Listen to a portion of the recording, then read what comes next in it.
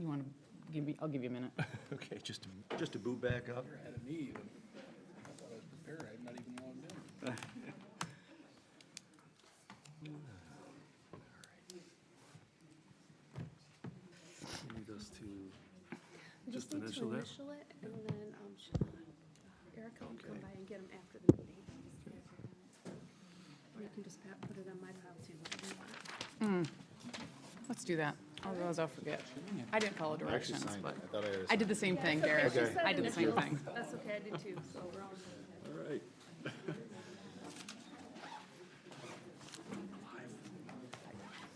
Just so you know. Just Thank in you. case. My battery life has been very poor as of late, so All right. Are we I'm good to go. good? Just Derek, you want to give me? I'm good. Okay. All right. I am going to call to order the February 12th Board of Education regular meeting. I'm going to apologize in advance. I might have a little cough that's lingering, so apologizing to the crowd. Brenda, could you take roll call, please? Oh, yes. Brock, here. Dickman, Here. Hess here, Powers, Huson, Here. Smith, Here. Winger. Here. You have a quorum. Thank you, Brenda. Can we stand for Pledge of Allegiance, please? All right. Oh. I pledge allegiance to the flag of the United States of America and to the republic for which it stands, one nation, under God, indivisible, with liberty and justice for all. Thank you. Should head home into the saloon. Spice All right. I am looking for a motion to adopt the agenda. I'll move that we adopt the agenda as presented. Second. Motion by Dave, seconded by Ty. All in favor? Aye. Okay, motion carries. Thank you. Moving on to public input. Ooh, this is really slow today.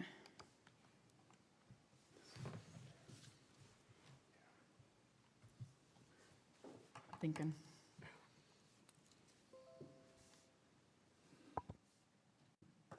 We'll see who wins the race first. Because Are you there you thinking go. too? Yep. Okay. All right, according to the Board of Education policy, excuse me, the Board of Education recognizes the value of public comment on educational issues and the importance of allowing members of the public to express themselves on district matters. Members of the public may address the Board of Education during public comment for up to 3 minutes. Speakers will be recognized by the presiding officer and are asked to speak, excuse me, state their name, address, and group affiliation if applicable. As a reminder, all comments should be directed to the board and not staff or other participants. No participant may speak more than once. Participants may not behave in a manner that is disruptive to the orderly conduct of the meeting. The Board of Education does not respond to public comment. The superintendent will follow up with speakers when appropriate.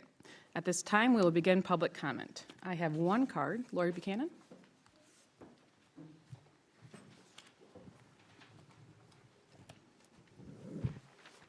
Thank you. I'm Lori Buchanan, and I live in the TK School District. A pledge is a solemn promise or agreement to an organization or entity in which an individual is a member. It's a promise of the individual to uphold the guidelines, bylaws, and standards of that institution. An oath is a more formal declaration of honesty and commitment to the same. Each of you as board members swore an oath to serve on this board. Your oath included support for the Constitution of the United States and the Constitution of the state of Michigan. What would the consequences be if any of you refused to take that oath? I'm pretty sure you wouldn't be sitting there today. Just last week, a 9th grade student texted their parent that they were the only one to stand for the Pledge of Allegiance in their classroom that day. Our founding fathers had differing opinions and very heated discussions when creating the Declaration of Independence. However, they were able to work through together to create this document, even pledging their lives for the greater good. They recognized that without unity, our new country would not survive. I don't need to tell you that our country is in a terrible disunity right now. In a world full of me-focused individuals, our young people are having more and more difficulty finding the unity that is required to be a good citizen. A good citizen in the home, in the school, in the workplace, our community, and our country. Thornapple Kellogg Schools as an entity tries to create unity itself by using and practicing the code TK Strong. So I know you value unity. However, this school district is failing our children if it doesn't teach the kids basic civics and getting them to understand what pledging allegiance to our country means and why it's important. It wasn't that long ago that members of this board actually voted against saying the pledge at the opening of board meetings, and perhaps some may take it for granted. My daughter, a 2005 graduate of TK Schools, is a member of our military. She is one of the 1% of citizens who take the oath to defend our country, including sacrificing her life if required. At least our students, what they can do is learn to be good citizens. The Pledge of Allegiance is a promise of loyalty to the Constitution in this country, not any political views or persons. I understand that no one can be forced to take this pledge, but if our children are taught the meaning behind the words, the history of its creation, they can make a more informed choice. As citizens of this country, we must perpetuate this tool of unity in order to maintain order and peace for our democratic republic. Without liberty and justice for all, what is the point? To quote John C. Calhoun, protection and patriotism are reciprocal. And I make these remarks in memory and in honor of Corporal Nicholas Rausch, 2005 TK grad, and Dane Carver, 2003 TK grad. Thank you. Thank you, Mrs. Buchanan. Is there anyone else that would like to make a comment? Ask one more time. Is there anyone else that would like to make a comment, a public comment? All right, closing public comment. Moving on to consent grouping. Sorry. I am looking for a motion to approve the consent grouping. A motion that we approve the consent grouping items as presented. I'll second. Motion by Dave, second by Brenda. I think there's a roll call vote, Brenda. Brock, Yes. Hickman, Yes. Hess, yes. Huson, Yes, Smith, Yes. Wenger. Yes. Motion carries. thank you. Moving on to board items for information. We have a Lee Elementary building update.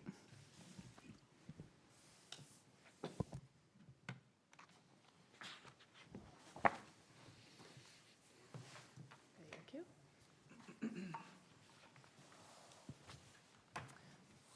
Thank you for having me. I just want to take a moment and introduce myself for those of you I might not know. I'm Megan Wonders, the new principal at Lee Elementary this year. So thank you for the opportunity in letting me take on a different role at Lee this year. The first point that I want to start with is part of our strategic plan addressing the academics and programs. Our goal is to implement opportunities to meet the needs for all learners. So this includes differentiating and tiering our supports for those students and using data to drive our instruction. So in order to do so, I want to look a little deeper into how we do that at Lee and how we arrive at our differentiated instruction.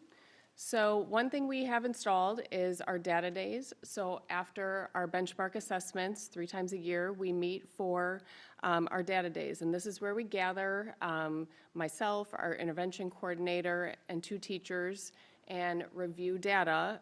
This is after teachers have that opportunity to analyze their own data. So they're bringing something to the table what they've noticed and gathered in their own data. And then we discuss that and look for trends, targeting groups that maybe are not showing typical or above typical growth. What can we do to strengthen that instruction or make changes? So within that group, we have a lot of discussion about how to adjust our instruction for those different groups. So up here I have, these are a little hard to see at a distance, but I just wanted to draw that we pull from many different data sources to make these decisions. So up top, I can't get away, all that goes through my head is Dr. Mario. I don't know if anybody used to play that, but when they changed the report to show this is all I can focus on. They look like the little Dr. Marios that I want to like move around. But that top report, one aspect that is really nice, there's like the fanned colors, and so that shows our students as compared to other students across the nation that started at a similar learning point. how are they growing? And so if they're in the green and blue range, that means they're growing at a typical or above typical rate. If they're in a yellow or red range, that's below typical progress as compared to similar peers who started there. So those in particular are areas that we would really focus on, saying if we have students not growing at the same rate as other students that began at that point, what can we change up? What can we add? How can we intervene further? Another report down in the left-hand side is our MAP report. We have this for both reading and math, but it allows us to drill down different areas. So we pull it apart student by student in that meeting, and it's, you know, looking at vocabulary might need to be a target, or is it a comprehension piece that is a strength or weakness for this student, and how can we group these students together and work to better these skills. The quadrant, the 4 different colors in the squares, allows us to look as a whole to see where are groupings of our students falling. And so are they achieving but at a slower pace, or are they high achieving and didn't grow, vice versa, all those different components of that. And then also our reading street, using those formative daily and weekly assessments to see how do those align with what we're seeing on our summative assessments at those benchmark periods. We have the same system for our math, so going through those same points, our MAP test data is another point which has those very similar readouts that we get for reading, so we can target, is it numbers and operations, is it algebraic equations, but also again using those daily formative assessments coming from our curriculum, and then other things such as our fact fluency at our level with our program Reflex Math allows us to see how kids are progressing in their automaticity. So looking at many different points, and one really great thing that comes out of these days is that conversation between teachers. So just this year, it was really neat to see. We had a veteran teacher paired up with a first-year teacher, and the sharing that mutually took place just demonstrated the comfort level amongst that grade level staff that they could help each other and toss out ideas that you know, we have a group that's performing really well. What are you doing for them? What have you included in your instruction? What have you added on? And vice versa, I'm struggling with this group. Can you give me ideas? So we had that just amongst not just that group of the veteran and the novice teacher, but all of our pairings really had great conversation, and that then carries into their planning and their work as a team. The next area is our learning environment and culture. So our goal is to enhance our safety and security and value student voice and provide that caring and nurturing space for students to optimize their learning. So this is the mission of our MTSS team, and we're trying to bring that concept to a reality. So one thing we've implemented this year is our Dojo rewards as part of our positive behavior support. So it's a very simple thing. It's an app that we had everyone get on their phone. So this includes our recess staff, cafeteria staff, our office staff, all of our teachers, everybody in the building, so we can work on promoting that teamwork across the building and really just on the spot be able to recognize things. So the display on the bottom is just like a sample of what we have. All of our classes are labeled on the app, and they're earning points as they go throughout the year. And more so than earning the points, it's just being able to draw to that recognition that they are performing and showing those behaviors that we're trying to instill.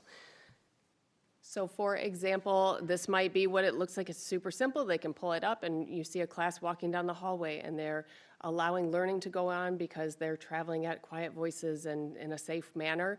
And we just want to recognize that and promote that behavior. So by encouraging that, we can award points. And students are working towards goals that we've set, and I have taken ideas from the students, and extra recess is really what they want to work for.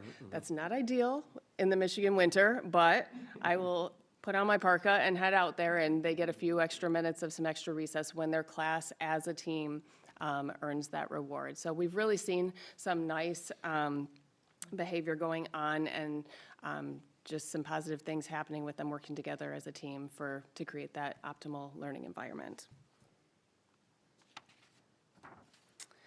The final area I wanted to highlight was communications and community engagement. So promoting student success and district activities through multiple platforms and working on those partnerships with business and community. Lee staff has an outstanding sense of volunteerism. It is, if there is a need, it is who can make a committee, who can get together, let's plan this, where can we get donations from? They're go-getters when it comes to initiatives. So not only are they creating these committees when there's a need and volunteering themselves, but also trying to demonstrate how students can show that behavior themselves and amongst their peers. So one thing we have going on at Lee is participation in the Choose to Include, which is the Special Olympics Unified Champion Schools program. So at Lee, we're kind of unique in that we house both of our ASD classrooms at Lee. So this is really important in our building to include all of our students there. And our top picture there shows Crazy Sock Day. This was an effort to raise awareness for Down syndrome and teach students about the uniqueness and different perspectives of all students. So they created their own crazy socks in art class, and everybody wore them, and it was as part of just recognizing that, yep, we might all be different, but we can all have fun and learn from each other and do this together. And then the bottom is just some of our students working together. We have a great peer linkers program with those classrooms in our buildings. So many of our different classes pair up, and they're helping these students in specials. They'll join them at recess and at lunch. And it is really exciting to see those big smiles on those kids' faces when they meet up with their buddies. And it's just a genuine connection they're making and how they can help others. We also have March Book Madness is a big undertaking at Lee. So this is set up like a bracket, just like your March Madness tournament, and they're all in. So there are creations of videos and doing voiceovers on books, so students all have access to the readings of the books and can read them. They have the brackets displayed in the hallway, and we have voting days. So this is where students really get excited to see if their book, the one they voted for, is it going to make it on to the next round? So it's really a fun way to get them excited about books and exposed to new literature, and it is a very big deal at Lee. So we also have a committee that arranged for a theater group to come in and presented about overcoming challenges and created a Hall of Fame walk. So there are posters put up throughout the building for individuals who have made an impact not only throughout history and over time, but locally. So in the one picture there, it's Rebecca Lee is there. We have a poster up about Minnie McFall that they can learn about. So learning about some folks right here in Middleville who made an impact, as well as going a little bit broader. So just another way for them to step outside of the classroom and have learning occur in a little bit of a different way. And then community involvement, we have a couple of ways so far this year that we've been involved. So we had some third grade classrooms for Veterans Day, had created some artwork, learned some songs, and were able to walk on over to Carveth Village and make a visit and do a little performance for the residents there. So they went over on Veterans Day and did that. Our student council is they sponsor a food drive, and they're going to deliver that collection and then also take part in Kids Food Basket with creating some of those meals. And then also the little picture of the rocks is something new. So as tying right into our March Book Madness, we have a couple activities tied in there as well. But we had a whole bunch of rocks donated, and kids are going to be participating in creating their own artwork on these to be placed out on the walking trails to help inspire positivity and just another way to connect with kindness and that in the community. So, and that is all I have for you right now about Lee, but thank you for this opportunity, and I look forward to sharing with you again. Thank you, Megan. Thank you, Mrs. Wonders. Is there any questions, comments from the board? I will say in May, when we till the fields, if you ever run out of rocks, Oh, perfect. kids are more than welcome to come We out. can keep this going. Excellent. Exactly. Thank you. Thank you so much. And we are moving on to committee and liaison reporting. Mr. Right. McCarthy. Yeah, well, the Finance Committee met earlier this evening. Chris will be going through our budget amendment, so I'm not going to go over that at all. We did not have a construction committee meeting. However, here's a quick update. The bonding has been completed with the pool, and the pool flooring, the old tile deck, is in the process of being removed. We've been working with a company to create a textured epoxy deck that, right now, the intent is that that will be a base of gray with the school colors, the orange and black, flecked throughout. So hoping that that really looks sharp once that's done. The storage building, if you've driven by, you can see that this new storage building is out back near the maintenance building. So that's just about wrapped up. And then the plans for the summer construction work are starting to come together. So I think we're on pace for all of that to be done on time. So we'll give you more information as it becomes available. Perfect. Thank you. Moving on to board items for action. First up is our high school course plant science. Is that you, Kim? What I will say is we were here last month, and Elizabeth has done so much work with our FFA program in agricultural science. I've only had positive comments. I have not had any concerns about the course, so we are requesting approval to put that as an offering to our students for next year. Okay, I'm looking for a motion. My computer just shut down. I'm looking for a motion. I think there's some, Yeah. There's something is there going on. some internet issues? 'Cause it Okay. kicked me out earlier, It just too. kicked me out, Yep, yeah. Yep. So, So I'm looking for a motion. I can make up my own motion. I can do it here, right? Thank you, Brenda. I'll motion that the Board of Education approve the new high school course plant science to be implemented in 2024-25 school year. support. Motion by Huson, support by Jeff. And that's not a roll call, so all in favor? Aye. Aye. Okay, motion carries. Next up is, the 2024-2025 school calendar. Right. So there were a couple of questions that were asked earlier. I responded to the board regarding questions about half-days. And I'm sorry if I'm fumbling through this, but my system went down and back up, and all of my notes are gone. So anyhow, we have 4 half-days in this schedule for the next school year. 2 of those half-days are going to be elementary days, and the other 2 days would be for secondary. The elementary days are going to be used for opportunities in the afternoon for conferences, for parents who have that the opportunity to come in for conferences during the day. And then the half-days for secondary are utilized for exam timeframes. So they're at the end of the semesters. And I should say, there's actually, the end of the semester, there's a half-day just before the semester ends at both the fall and spring semesters. We also have 2 2-hour late start days. Those days are going to be used for our professional learning communities. They're not just, we're going to sleep in.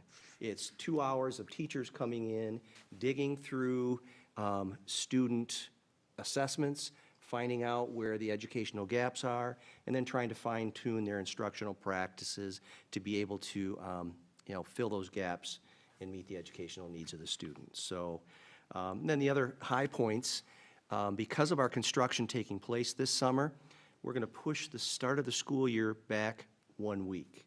And that gives us an extra week to do all of the parking and paving work that we need to do.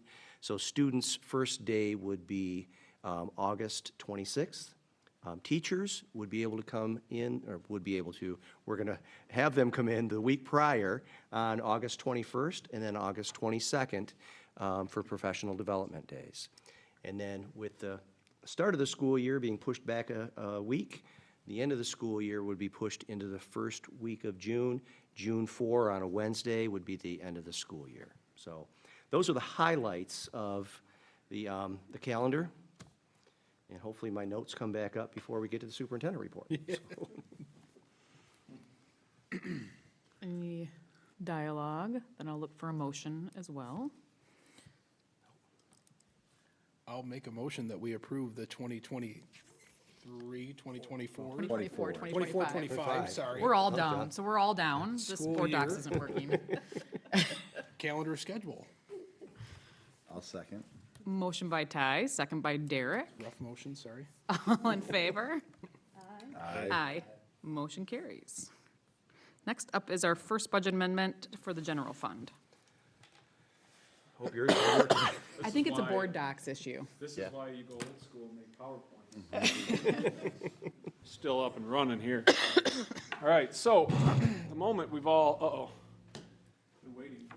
Maybe I spoke too soon. Oh, there you go. Okay, all right, we're back. All right, the mid-year budget amendment to the general fund. So this is a continuation. Obviously, we passed the initial budget amendment for the general fund back in June. And we've been feverishly going through and applying for grants and finding new revenue and then finding new things to spend it on. So I always like to take these amendments from where we were and what's changed, okay, in the last 6 to 8 months. So, but obviously an overview, this is our enrollment as we go all the way back to 09, 010. And you can see that we remain relatively flat. Our fall enrollment is at 3140 this year, 3142 when you blend it with last spring. So right about where we were last year as well. Meanwhile, the other big part of the general fund revenue picture is the foundation allowance, and that has been growing exponentially over the last 4 years or so. So this year we have a foundation allowance of $9,608, which was actually about exactly where we budgeted. We budgeted at $9,600 flat, so that came in pretty close to where we certainly thought it would.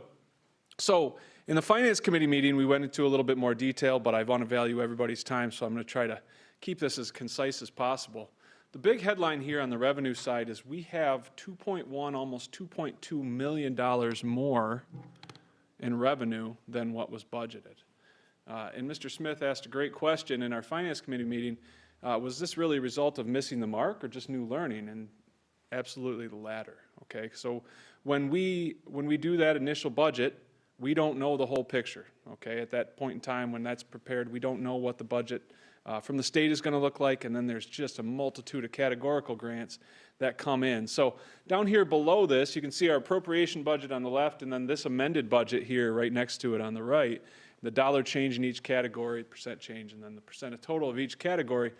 But you can see local revenue, we realized a lot more property tax this year than what was, I budgeted 5% increase, it came in at 13% increase, which is great. Investment earnings, I've spoke to them about them to the board several times, about $110,000 more in investment earnings. I think we're going to look at $250,000 in the general fund and investment earnings this fiscal year alone. So that's a pleasant surprise. Child care and preschool is more than budgeted, and then obviously we talked about school buses. We sold one to Bellevue Public Schools, and that was $41,000 there. So a lot more local revenue than anticipated. But on the state revenue, you can see $1.2 million increase. That's really all these categorical funds. So $650,000 more in mental health and safety revenue. Again, we had that last year, but at the time of the original amendment or the original budget, we didn't know that it was going to continue. It was a one-time revenue. So I was conservative. It's back. I mentioned the transportation revenue this year. We received for the first time ever revenue for general education transportation, $457,000, and so on and so forth. There's a lot of extra money that's come in. So we're doing great things with it. We'll talk about the expense side as well, but other pleasant surprises across the way here as we've gone through. And we spoke about it over there as well. This is a credit to Kim. We leave no stone unturned when it comes to these categorical grants. If we can get it and we will spend it, we go after it and we get it. Okay, so it's a lot of work, but it's a lot of fun, isn't it, Kim? We enjoy it. It helps students. That's why we're here. So I don't think either of us could live with ourselves if we didn't get after every single grant. This is just a great picture, a pie chart that shows that still most of our revenue comes from the state, right from the school aid fund, 78%. We do receive some local and then federal, and then obviously some incoming transfers from the ISD as well. All right, so on the expense side, that lays out the revenue side. On the expense side, this was actually taken right from that June budget presentation. These were all the things that we said we were going to do this year. and I'm not going to read through the list. The biggest one, obviously, is $500,000 towards K-5 reading and ELA curriculum in the form of the Wonders curriculum that everybody's been working so hard to implement. And then over $100,000 in compensatory learning tools, and list them out there, ISL, kids, all these things that help kids learn in their own little unique ways. So we already had this in the budget, but then as we've gone through this year, we've had a lot of communication. There's more revenue than we anticipated. So we've added, as quickly as we can, but in a meaningful manner, a lot of things already in the first 6-7 months of this fiscal year. Additional special education staffing, where there's a need, we've filled the need. We've added an ASD room at Lee. We've added parapros across the district as students come in and need them. We've increased substitute costs. That was part of that is we've increased the daily rate for our subs to attract them, and we have more subs, quite frankly. Our fill rate is higher than it has been in the last couple of years. We're going to provide an off-schedule stipend for all staff.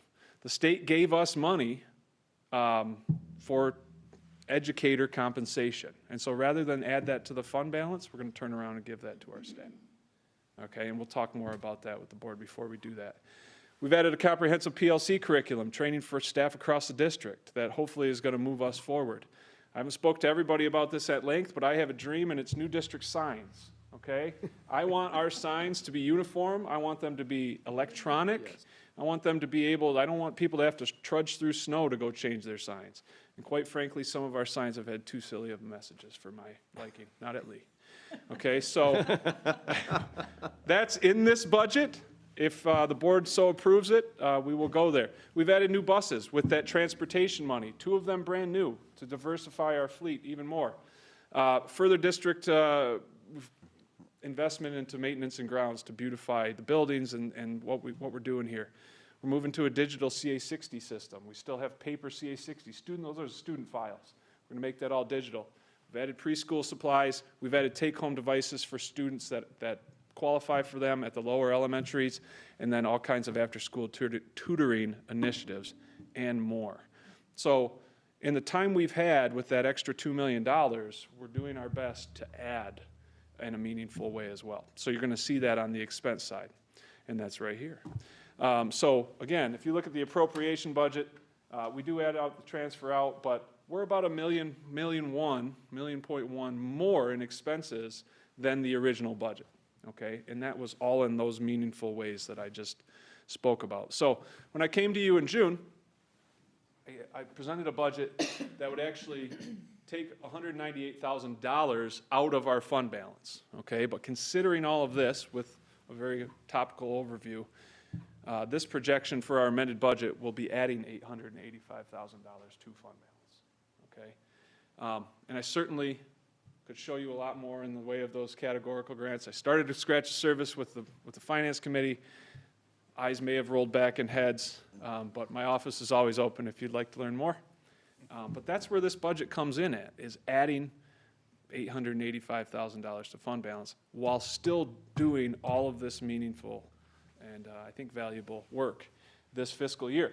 So, because I like pie charts, you can see I always have to put this up here. 83% of our expenses go to people, salaries, wages, and benefits. All right, that's a remarkable thing. This is a people business. I'm proud of that. All of our the pieces that other districts have outsourced, TK still has in-house: custodial, grounds, transportation, food service. And so that's why that's a higher number if you compare it to other districts, but that's something that other districts are trying to come back to now because you get better service there. So what's that do to our fund balance? That puts our fund balance at the highest it's been, at least since 2009, if this holds true, and there's obviously things that will change and can change as we have unforeseen challenges that come up or maybe opportunities. We'll finish the year with a fund balance just shy of 19% as a percentage of expenditures, which is wonderful. But you're asking, how does that compare? Well, puts us right in the middle, just about, of Kent ISD. So this is a bar chart, a bar graph of all of the 20 Kent ISD districts. Our 18.03% fund balance coming into this year, that was our fund balance on July 1st, 2023, ranked 9th out of the 20 Kent ISD districts. The statewide average is 21.4%. And the Kent ISD average is lower, it's 15.74, but we talked about this before. I think we're in the right place. We're not in any danger. You know, obviously statewide fund balances are north of 20%. We're putting the money back where it needs to go, and that's to be spent on students. Okay? So just a comparison there. Other comparisons, changes in fund balance. 14 of the 20 Kent ISD districts added to their fund balance in 2023, fiscal year 2023. We were one of them. We added the 6 most, you can see there. We added 2.23% to our fund balance, but overall, once again, not at the top, but it's good to be, you know, responsibly adding there while times are, folks, these are the, I think Craig would agree with me, these are some of the, you know, if you're taking the opportunities and you're getting the grants and you're playing the shell game, these are the finest times in school finance that we've seen maybe ever. I don't know. Right. But At least in my 17 years in administration. Craig is a little bit older than I, that's why I Thank you asked. for that. I asked. And then lastly, I had mentioned this last year, change in enrollment. Obviously, we did go down in enrollment slightly from last year to this. We dropped 9 students in fall count. But you can see where that, once again, ranks us. There were 6 districts in the ISD that added students this year. There were 14 that did not. And statewide, pupil enrollment is down. So we're certainly not where we'd like to be. Hopefully we can start to move forward and increase, but we're certainly not towards the bottom of losing students. And then if you look, last comparative for Kent ISD, if you look at where our 5-year change in enrollment is, if you go all the way back to 2018, 2019, so 5 fiscal years ago, Thornapple Kellogg is still one of only 4 districts in the ISD that has added students when comparing 18-19 to 22-23. Or I'm sorry, 23-24. This is the unaudited fall count. So that's something to be, you know, I guess a little bit happy about. All right? Moving forward, and I haven't stopped for questions. I'll certainly do that at the end here. So the rest of this year. All right, so for the remainder of 2023, we'll continue to assess these needs and spend money where we think it's you know, an opportunity. But I think we have our plates pretty full, but we're still going to go after every single opportunity that we can. We may just have to defer some of that money into next year. I mentioned the food service fund. We still have an excess fund balance in the food service fund. So that's coming too. We're planning and we're going to be looking at some expenditures coming up at the next board meeting for the food service fund. Potentially, we're looking at a $600,000 surplus because of the free meals for all.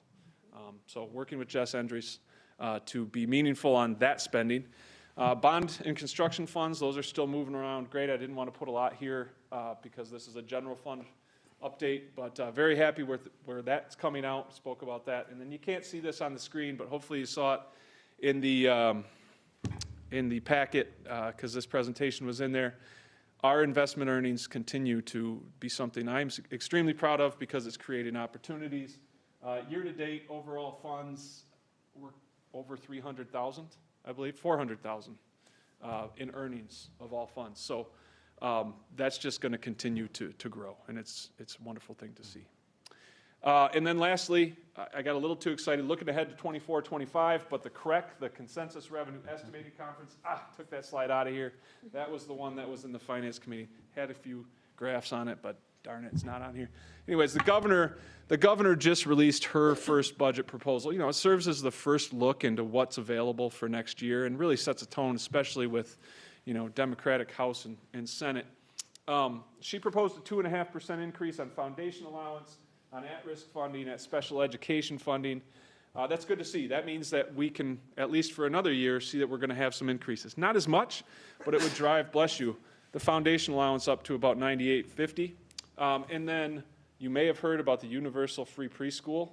We are doing work here. Amanda Hooksma is doing a great job here to get ready for that. We're not sure how that's going to work right now with GSRP and Kent ISD, but we're going to figure that out to give that opportunity to our families. The governor proposed continued free meals for all. I don't think that's going anywhere, so that's going to continue. And then some of these big categoricals, the school safety and mental health, which is 31AA, the 23G section, which is My Kids Back on Track, the student transportation money that was $457,000, that was all included in her budget. So we don't know what will happen, but I think, at least for the short term, we're going to see continuation on a lot of those big buckets of money we've been enjoying and being able to do great things with. So that's all I have. I'll take any questions that you have. A lot of updates to signs. Just one more at the football stadium we gotta take care of. Yeah, well, it's been on my mind. All right, just checking. Been on my mind. We'll see. It's a good budget, Yeah. just saying.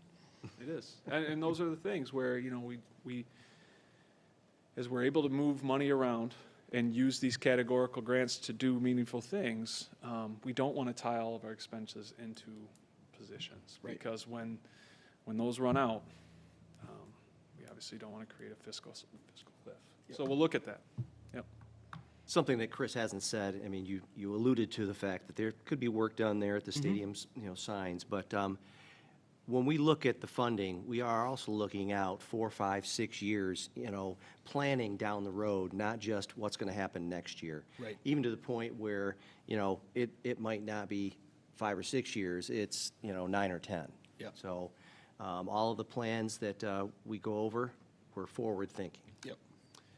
And one other thing, you know, we do have a capital projects fund as well. And so you had asked last month about, you know, the stadium and some of the things we had talked about with memorials and whatnot. That's where, by receiving, for example, the transportation money, we were going to buy some school buses out of that fund. That frees up money in the capital projects fund to be able to do that kind of work. So it's just, there's a lot of that, but it's trying to get as much information in a palatable amount of time in here as possible. But yeah, no, there's great things ahead. So we're looking forward to it. I'm really appreciative of this district and how we have managed our money over the COVID years and using those funds that we knew were gonna go away and use them differently so we're not reliant upon that for our salaries and Yeah. wages. Because as you watch the national news, there are some districts that are really struggling right now Absolutely. because of that money. So I'm appreciative of how we've managed our money here in this district. So thank Well, and you. Craig set the tone with that. You know, I mean, a lot of districts struggled to make what they promised in a bond actually happen. And Craig was creative about using some of that ESSER money for HVAC and things like that to get us some room in the bond. So, yeah, absolutely, I agree. And he can't sell himself short because he's a master at, you know, moving the money around and using it wisely, so. Craig, you know how I feel about that? I won't say what you normally say, so.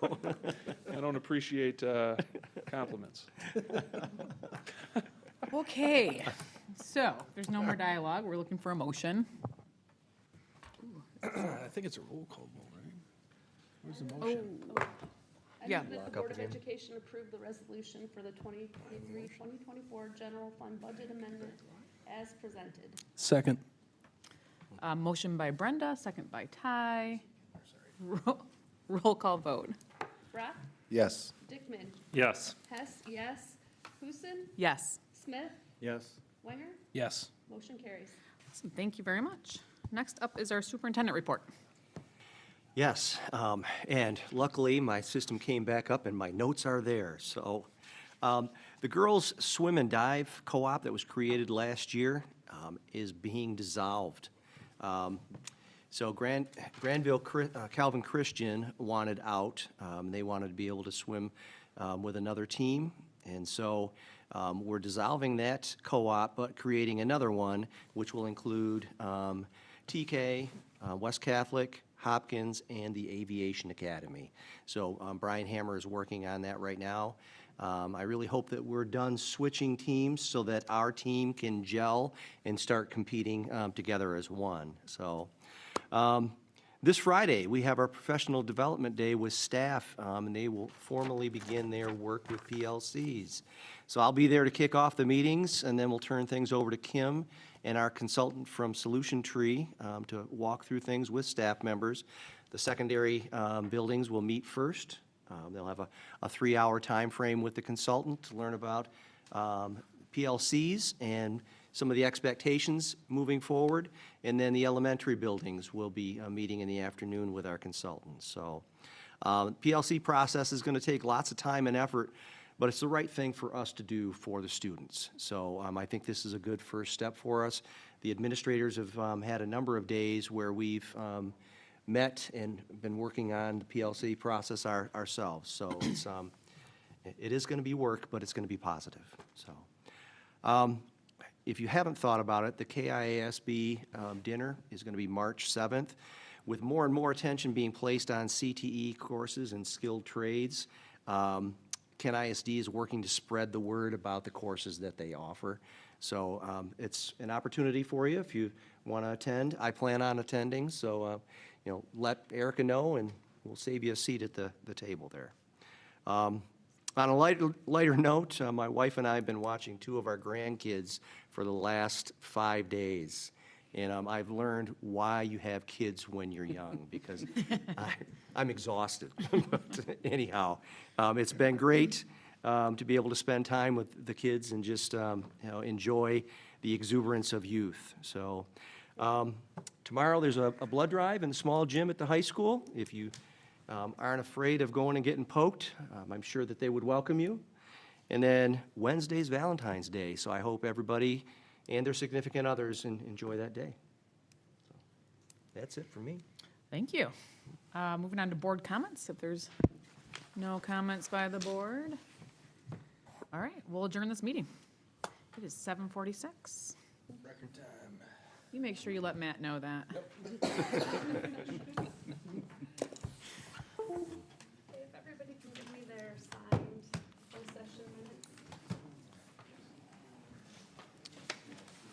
I do not know what was going on with the system. I had it That in was- board docs. It's my Yeah, guess. kicked me out a couple times. Yeah, kick me out. Yeah. Hey, Craig, thank you for practicing with the grandkids. Oh, So we have 2-hour late starts. You can take my kids in the auditorium. Now, did you read my email from earlier today? I was gonna make comment during the meeting.